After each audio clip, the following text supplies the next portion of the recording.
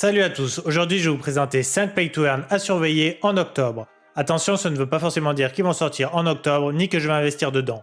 Ce n'est en aucun cas un conseil en investissement et évidemment pour chacun des jeux, faites vos propres recherches. Je vous invite à vous abonner à la chaîne et à lâcher un petit like si la vidéo vous a plu pour toujours m'aider à me développer. Grosse news du côté de chez Forge Arena.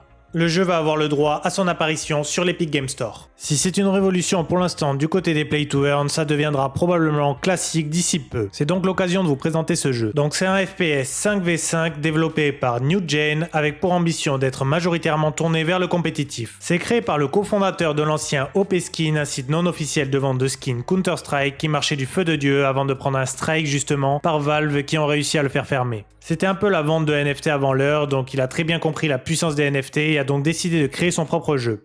Et depuis cette année, il a aussi décidé d'ajouter le Play to Earn à sa recette. Il y aura peut-être différents modes de jeu dans le futur, mais pour l'instant c'est du 5v5 avec une manche capture de points et une manche recherche et destruction. Il y aura aussi du Team Deathmatch classique en 8 contre 8. La première équipe à 100 kills l'emporte. Si le jeu utilisait au début la blockchain Wax, il est aujourd'hui cross-chain en collaborant notamment avec Polygon Studio. Au niveau du Play to Earn, le Sparks, la monnaie du jeu, est gagnable en participant à des concours, des tournois, des récompenses de passe, en faisant les missions quotidiennes ou en faisant les compétitions organisé par le jeu. Le token n'est visiblement pas tradable et permet d'acheter des items sur le store de NFT. Le deuxième token du jeu, le Scrap, est élément gagnable sur le jeu. Il est distribué en fonction du nombre de kills que vous faites et en fonction de différents éléments que vous faites durant une partie comme diffuse la bombe, etc. Il est tradable via Alcor et permet notamment de payer les fees des contrats. Lors de la sortie de la bêta ouverte sur l'Epic Game Store prévue pour l'E3 2023, ils vont ajouter deux nouveaux moyens de gagner du token, le token Bounty qui remplacera le Scrap je suppose puisque sa description est similaire et le token Soul qui sera gagnable tout simplement en faisant des kills. En gros, le jeu propose un générateur de NFT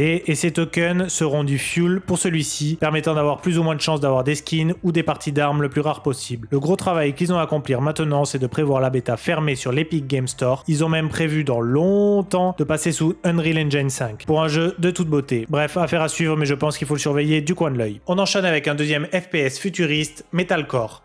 Mais cette fois, on oublie le côté 5 vs 5 pour se plonger dans une grande map ouverte à la Battlefield dans laquelle vous allez pouvoir, au sol ou à bord de mecha, devenir un héros d'une grande guerre. Jouable à la première ou à la troisième personne, ils annoncent des maps jusqu'à 100 joueurs en simultané. Évidemment, le travail d'équipe sera important, même si on sait que ce genre de jeu ça finit jamais en coopération, mais plus à courir tout seul 3 heures sur la map parce que ton mate ne t'a pas pris à bord de son véhicule pour te faire désosser en arrivant sur le champ de bataille par un obus perdu. Le but du jeu sera de prendre différents points tactiques et les garder sous son contrôle. Le truc cool, c'est que chaque joueur a un nombre limité de réapparitions par bataille, donc une fois que vous êtes mort trop de fois, c'est terminus pour vous. En jouant, vous allez gagner du token Fab qui vous permettra de fabriquer et d'améliorer des armes. Un système de guild vous permettra de s'organiser avec une team pour mener les combats vers la victoire. Pour l'instant, lors de la PAX West, ils ont fait s'affronter des joueurs en 5v5. Les retours sont apparemment bons, mais on reste loin des 100 joueurs annoncés. Ils vont offrir la possibilité à leurs détenteurs de NFT Genesis de participer à l'alpha du jeu, donc si ça vous tente, les NFT sont dispo sur OpenSea. Ça vaut un peu plus, 200$. Personnellement, je ne vais pas encore acheter, j'attends de voir ce que l'alpha va donner. Si ça vous intéresse, pensez à checker quand même si les clés n'ont pas été distribuées. Le jeu peut être cool, mais il va falloir une sacrée com pour faire venir 100 joueurs constants sur une licence inconnue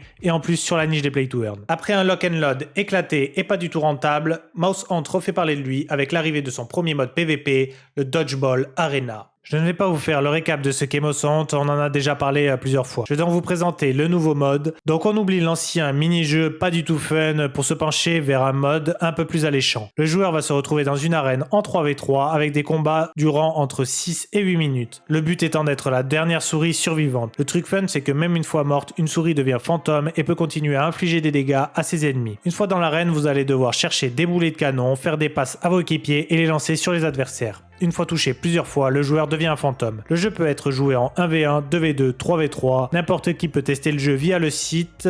Par contre, le Play to Earn n'a pas encore été ajouté sur ce mode. On ne peut que s'entraîner pour l'instant, mais je vous tiendrai au courant dès qu'on peut faire des sous dessus. D'ailleurs, je vais faire gagner une souris en NFT à un commentaire de cette vidéo, donc n'hésitez pas à tenter votre chance en laissant un petit commentaire constructif. Ten Monster est un MMORPG se rapprochant énormément d'un Pokémon Arceus, tant au niveau du design et du gameplay.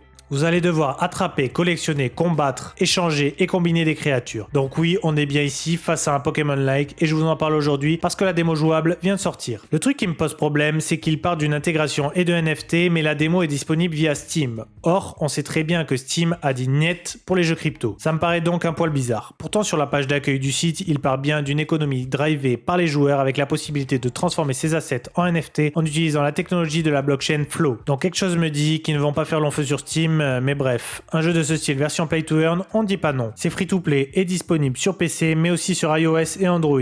Ils annoncent 161 créatures avec évidemment leurs forces et leurs faiblesses. On connaît la chanson, tout comme Pokémon. Ils ont quand même ajouté la possibilité d'avoir une île privée dans laquelle, comme Animal Crossing, vous allez pouvoir développer votre petite maison. C'est sympa avec la possibilité de se faire un beau jardin. L'équipe a l'air de bien bosser depuis quelques mois, donc ça peut valoir le coup de tester. Si le jeu est vraiment fun à jouer, les NFT acquis en jouant pourront aussi prendre un peu de valeur. Le fun est le nerf de la guerre. Monkey League est un savant mélange entre le fun du foot de rue pensé sous un aspect stratégique avec un jeu au tour par tour. Même au niveau du gaming classique, je ne suis même pas sûr que quelqu'un ait déjà sorti un jeu de la sorte, et ça c'est une bonne nouvelle. NK Studio et sa belle et complète équipe ont pour objectif de sortir une sorte de métaverse de jeu sportif, et Monkey League est le premier de la franchise. Le jeu est donc un jeu de foot stratégique avec le célèbre adage Easy to play, hard to master. Il faudra donc composer son équipe pleine de NFT pour marquer des buts et devenir le champion. Au niveau des joueurs, le choix de vos NFT vont être importants puisque d'un côté ils auront une valeur visuelle pour les collections avec pas moins de 11 traits personnalisés aléatoires et de l'autre des caractéristiques qui leur sont propres. Et en bonus, les singes ont des techniques de jeu associées qui sont la précision, le contrôle, les passes et la défense.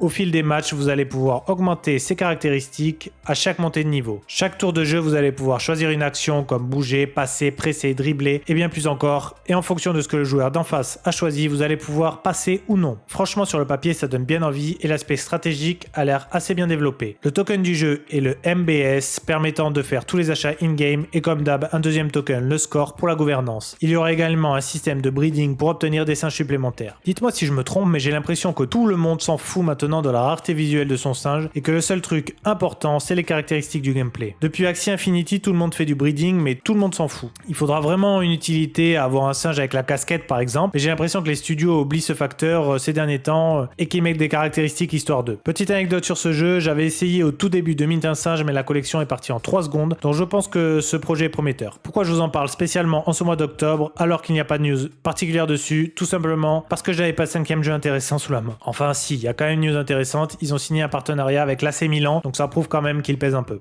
Je vous invite également à me dire en commentaire ce que vous pensez des jeux que j'ai présentés aujourd'hui. Est-ce que vous y voyez du potentiel?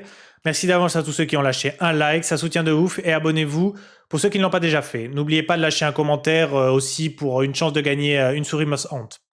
Et on se retrouve bientôt pour une prochaine vidéo.